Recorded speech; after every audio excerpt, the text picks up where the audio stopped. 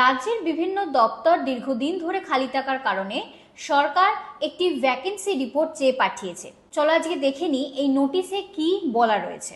দেখো, বলা রয়েছে যে সব অ্যাডমিনিস্ট্রেটিভ ডিপার্টমেন্টকে তাদের অধীনে কতগুলো পদ খালি আছে তার বিস্তারিত একটা রিপোর্ট তৈরি করতে, এবং দ্বিতীয়ত বলা রয়েছে এই রিপোর্টে ডিপার্টমেন্ট, ডিরেক্টরেট এবং রিজিওনাল অফিস আলাদা আলাদা তথ্য কিন্তু দিতে হবে। রিপোর্টের ভিত্তি ধরা হবে 1 মে 2026 পর্যন্ত শূন্য পদের হিসাব অনুযায়ী। রিপোর্ট শুধুমাত্র কিন্তু এক্সেল ফরম্যাটে সফট কপি হিসেবেই জমা দিতে হবে। জমা দেওয়ার শেষ তারিখ 3 জুন 2026।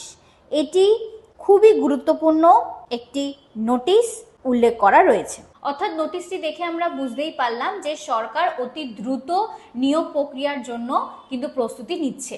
কত শূন্যপদ থাকছে তারও একটি লিস্ট কিন্তু তারা তৈরি করছে। डांस तो होगा ना, ऐसे वाले डांस होगा, ऐसे वाले डांस होगा।